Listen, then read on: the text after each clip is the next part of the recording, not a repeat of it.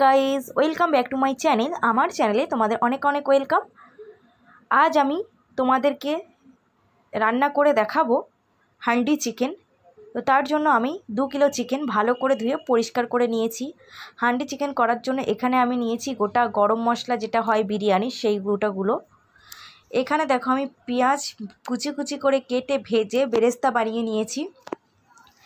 এই পেঁয়াজটা এই বেরেস্তাটা আমি বেটে নেব। চলো এটা বেটে নিই। এখানে দেখো বেরেস্তাটা আমার বাটা হয়ে গেছে, আর দেখতে কতটা সুন্দর লাগছে। এখানে রয়েছে দেখো রসুন বাটা পরিমাণ মতন, যতটা লাগে আর কি। এখানে নিয়ে নিয়েছি আদা বাটা পরিমাণ মতন, তোমাদের যেটুকু লাগবে সেটুকুই নেবে। আর এখানে আমি পেঁয়াজ কুচিয়ে রেখেছি, আর টমেটো ছোট ছোট করে কেটে রেখে দিয়েছি একটা প্লেটে।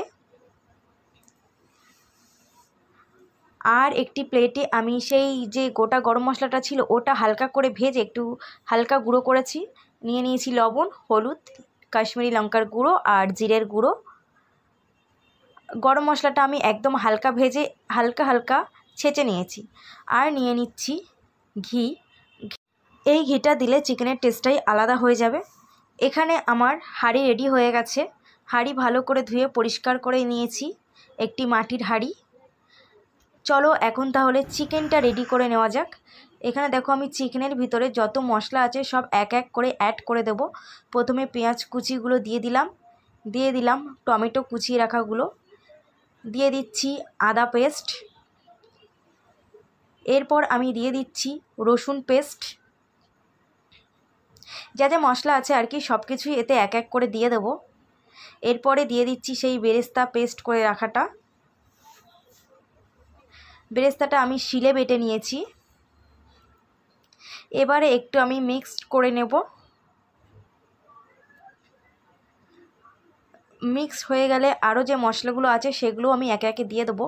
তো আমি এখন দিয়ে দিচ্ছি হলুদ গুঁড়ো, কাশ্মীরি লঙ্কার গুঁড়ো, লবণ, জিরের গুঁড়ো। আর কাশ্মীরি লঙ্কার গুঁড়োটা ঝাল আর লাল দুটোই। আর দিয়ে দিচ্ছি সেই গোটা গরম মশলাটা। এবার এটা দিয়ে আমি ভালো করে মাখাবো। এবারে দিয়ে দিচ্ছি আমি সর্ষের তেল। সর্ষের তেলটা মাস্ট দিতেই হবে, কারণ এই মাংস সাদা তেলে একদমই ভালো লাগবে না। মাংস সবসময় একটু সর্ষের তেলেই খেতে ভালো লাগে। আর দিয়ে দিচ্ছি ঘি। ঘিটা ফ্রিজে ছিল বলে প্রচণ্ড শক্ত হয়ে আছে, যার জন্য আমাকে চামচ দিয়ে তুলতে হলো। তো এবার ঘি দিয়ে আমি ভালো করে চিকেনগুলো মাখিয়ে নেব।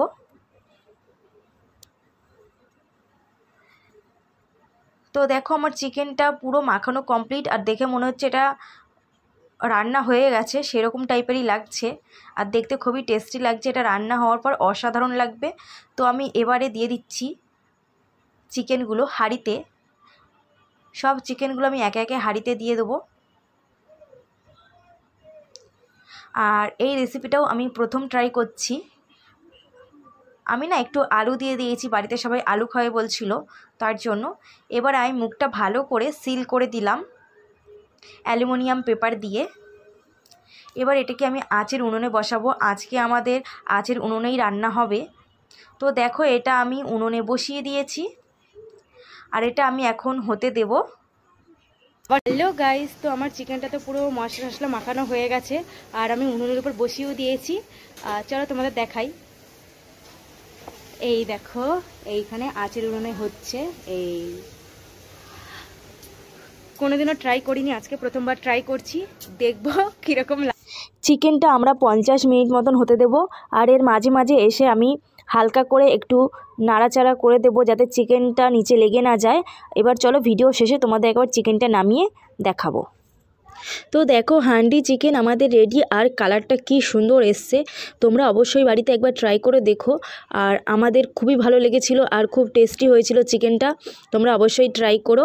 আর ভিডিওটা যদি ভালো লাগে অবশ্যই লাইক কমেন্ট শেয়ার করো, আর চ্যানেলটিকে সাবস্ক্রাইব করে আমাদের পাশে থেকো। আর চিকেনটা কিন্তু দারুণ মজাদার হয়েছিল, আর কালারটাও সেই লেভেলের হয়েছিল। আর ফার্স্ট টাইম যেহেতু ট্রাই করলাম, খুবই ভালো হয়েছে, খুবই ভালো খেতে হয়েছিল।